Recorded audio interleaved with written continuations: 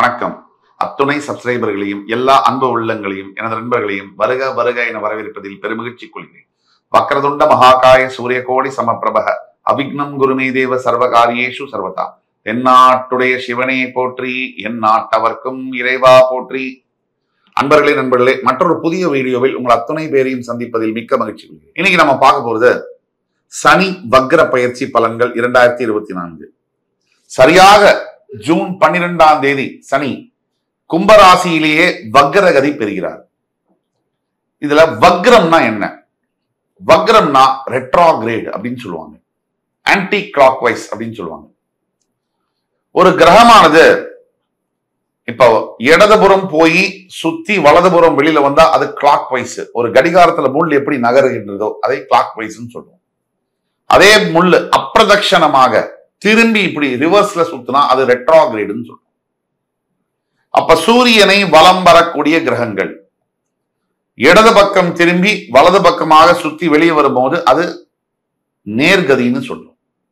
அதுவே வலது பக்கம் திரும்பி சுத்தி இடது பக்கமாக வெளியே எக்ஸிட் ஆவது ரெட்ரோகிரேட் வக்ரகதி என்று சொல்லுவோம். பொதுவாக எந்த கிரகங்கள் வக்ரகதி பெற்றாலும் கூட அந்த கிரகங்கள் தன்னுடைய இயல்பு தன்மைக்கு மாறாக வேலை செய்வார். சுய ஜாதகத்தில் ஒரு நல்லது செய்ய வேண்டிய ஒரு கிரகம், இப்ப உங்களுக்கு மேஷ லக்னம் விருச்சிக ராசி அப்படின்னு வைத்துக் கொள்ளும். செவ்வாய் உங்களுக்கு அடிப்படையிலேயே நல்லதுதான் செய்ய வேண்டும். விதி விலக்கு அடிப்படையில கெடுதல் செய்வார். ஆனா அது 5% தான். உங்க ஜாதகத்துல அவ்வளவு கெட்டு போயிருந்தால் மட்டும்தான் அவர் கெடுதல் செய்வார். அப்ப 95% நல்லதை செய்யவே அவர் கடமைப்பட்டவராக ஆகிறார். அப்படி கடமைப்பட்டவராக ஆகிற செவ்வாய் பகவான் எந்த நிலையிலும் கூட உங்களுக்கு நல்ல பலன்களை செய்வார். கெடு பலன்களை செய்யாமல் இருப்பார், நல்ல பலன்களையும் செய்யாமல் இருக்கலாம். ஆனால் அதாவது கெட்டு போயிருக்கிற சூழ்நிலையில ரெண்டுமே, நல்லது கெட்டது செய்யாமல் இருக்கலாம். ஆனால் கெடுபலன்களை செய்வது என்பது அரிதிலும் அரிது. அப்படிப்பட்ட செவ்வாய் பகவான் உங்களுக்கு வக்ரகதி அடைந்து விட்டார்னு வச்சுக்கோம். அதாவது நல்லது செய்ய வேண்டிய செவ்வாய் வக்ரகதி பெற்று இருக்கார்னா அதீத நல்ல பலன்களை செய்வார். சம்டைம்ஸ் அதீத கெடு பலன்களை செய்வார். அப்படின்னா பொதுவாக வக்ரகதி பெற்ற கிரகங்கள் ஒன்னு எக்ஸ்ட்ரீம் பாசிட்டிவ் ரிசல்ட்ஸ் கொடுப்பாங்க, இல்ல எக்ஸ்ட்ரீம்லி நெகட்டிவான ரிசல்ட்ஸை கொடுப்பாங்க. இந்த ரெண்டு அமைப்புல தான் வேலை செய்வாங்க. ஆக வக்ரகதியானது ஒரு கிரகத்தை உச்சபட்ச பலன்களை செய்ய வேண்டும், நல்லதுலயோ கெட்டதுலயோ. ஒரு எடுத்துக்காட்டுக்கு ஆட்சியோ உச்சமோ பெற்ற ஒரு கிரகம், இப்ப குரு பகவான் தனுசு ராசியில் ஆட்சி பெறுகிறார். அவர் வக்ரகதி அடைந்தால், ஆட்சி பெற்ற கிரகமோ உச்சம் பெற்ற கிரகமோ வக்ரகதி அடைந்தால் ஸ்ட்ரெயிட்டாக நீச்சம் பெறுவார்கள். அதுவே கடகராசியில் செவ்வாய் நீச்சம் பெறுவார். அவர் வக்ரகதி அடைந்தால் அந்த செவ்வாய் உச்சம் பெறுவார். இதுதான் வித்தியாசம். சனி பகவான் வக்ரகதி அடையும் பொழுது சனி பகவானுடைய பொதுவான குணாதிசயம் என்பது முழுமையான ஒரு பாவ கிரகம். ஒரு மனிதன் எந்த ராசியில் பிறந்தாலும் கூட அந்த ராசியில் பிறந்தவருக்கு அவர் வாழ்க்கையில் நடக்கக்கூடிய அத்துணை துன்பங்களுக்கும் காரணமாக வருகின்றவர் சனி பகவான். ஒரு சிறு காயம் முதல் தோல்விகள், தடைகள், தாமதங்கள், பொருளாதார இழப்பு, வேலை இழப்பு, வேலை கிடைக்காமல் தாமதப்படுவது, திருமணம் ஆகாமல் தாமதப்படுவது, மன வாழ்க்கையில் சச்சரவு, குழந்தை பாக்கியம் இல்லாமல் இருப்பது, குழந்தை பாக்கியத்தில் பிரச்சனை கொடுப்பது, குழந்தைக்கு ஆரோக்கியத்தில் பிரச்சனை ஏற்படுத்துவது, அரசியலில் தொல்லைகள் தருவது, காவல்துறையில் மிகப்பெரிய அதிகாரிகளால் பிரச்சனைக்குள்ளாவது, சட்ட சிக்கல்களை போய் மாட்டிக்கொள்வது, எல்லாவற்றிற்கும் சனி பகவான் நேரடியாகவோ மறைமுகமாகவோ சம்பந்தம் கொள்வார். அப்போ சனி பகவானுடைய முக்கியத்துவம், தி சிக்னிபிகன்ஸ் ஆஃப் சாட்டர்ன், இந்த ஒரு மனிதன், ஒவ்வொரு மனிதனுடைய வாழ்க்கையில என்ன அப்படிங்கறத நம்ம உணரணும். அப்படிப்பட்ட சனி பகவான் இப்பொழுது கும்பராசியில் வக்ரகதி பெறுகிறார். ஜூன் 12ஆம் தேதி வக்ரகதி பெற்று July, August, September, October, November 5 மாதங்கள் வக்ரகதியில் இருந்து சரியாக நவம்பர் 4ஆம் தேதி 2024ஆம் தேதி அன்று வக்ர நிவர்த்தி அடைகிறார்.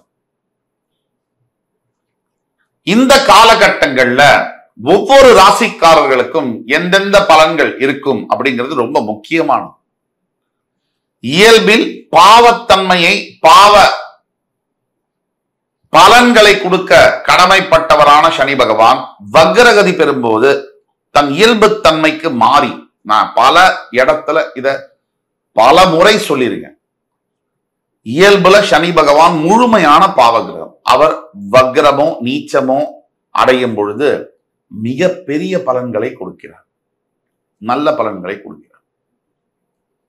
நீச்ச வக்ர நேரடியாக இன்னும் கேட்க போனா, சொல்ல போனா, நேரடியாக சனி பகவான் உச்சம் பெறும்போது தீய பலன்களை செய்வதில் முழுமையாக இருப்பார். ஒரே ஒரு சுபத்தன்மை, சுப கிரகங்களுடைய தொடர்பு இல்லாத நிலையில. ஆனால் அப்படிப்பட்ட சனி பகவான் வக்ரகதி அடையும் பொழுது மேஷ ராசி அன்பர்களுக்கு இந்த சனி வக்ர பயிற்சி என்பது முக்கியமான ஒரு அங்கம் வகிக்கிறது. மேஷ ராசி அன்பர்களுக்கு பாதகஸ்தானத்தில் ஆட்சி பெற்ற சனி பகவான் வக்ரம் பெறும் பொழுது பாதகஸ்தானம் 11ஆம் இடம், ஏன்னா சரராசி. இந்த பாதகஸ்தானம்னா 11ஆம் இடம்னா வருமானம் வரக்கூடிய இடம், லாபஸ்தானம்னு சொல்லுவோம். பொதுவா 11ஆம் இடம் லாபஸ்தானம், எல்லா ராசிக்குமே 11ஆம் இடம் லாபஸ்தானம். ஆனா சரராசிகளுக்கு 11ஆம் இடம் பாதகஸ்தானமாக மாறும். பொதுவாக லாபஸ்தானமாக இருந்தாலும் பாதகஸ்தானமாக வருவதனால் சோர்ஸ் ஆஃப் இன்கம், எங்கேந்து வருமானம் வருகின்றதோ மேஷராசி அன்பர்களுக்கு, நீங்க சேலரிடு, செல்ஃப் எம்ப்ளாய்டு, ஒரு பிசினஸ் பண்றீங்க, ஒரு professional lawyer, advocate, doctor, scientist ஏதா இருக்கீங்கன்னா கூட வருமானம் வரக்கூடியதை குறிக்கக்கூடியதுதான் 11th பிளேஸ். அந்த இடத்துல சனி வக்ரகதி அடையும் பொழுது இந்த வருமானம் என்பது பல மடங்கு அதிகரிக்கும். இதுதான் உண்மை. இதை தவிர பொதுவாகவே ராசிக்கு 3, 6, 11, 12ஆம் பாவங்களில் சனி பகவான் சஞ்சரிக்கும் போது நல்ல பலன்களை தர கடமைப்பட்டவராக மாறுகிறார். சனி ஒரு ராசியிலிருந்து மூவ் ஆகி மேஷ ராசியிலிருந்து திருப்பி மேஷராசி வரத்துக்கு 30 ஆண்டு ஆகும். இந்த 30 வருஷத்துல 10 வருடங்கள் மட்டும் அருமையான பலன்களை தருவார். அந்த 10 வருடங்கள் எந்த 10 வருடங்கள்? ராசிக்கு 3, 6, 11, 12 இந்த இடத்துல 2.5 வருஷம் இருக்கும் போது 10 வருஷம் அருமையான பலனை தருவார். அப்படிதான் 11ஆம் வீட்டில் இப்போ வக்ரகதி பெறுகிறார். இன்னும் ராஜயோக பலன். இப்ப மேஷராசிக்கு என்னென்ன நடக்கும்? பொருளாதார நிலையில் மிகப்பெரிய அளவில் மாற்றங்கள் நிகழும். எதிர்பார்க்கவே இல்லாத இடத்துல இருந்து பணம் வந்து வரவு இருக்கும். 2வது, மூதாதையர்கள், அதாவது மூத்த சகோதரர்கள், அவர்களோட நல்ல உறவு ஏற்படும். அண்ணன், அக்கா இவர்களுடன் நல்ல உறவு என்பது ஏற்படும்.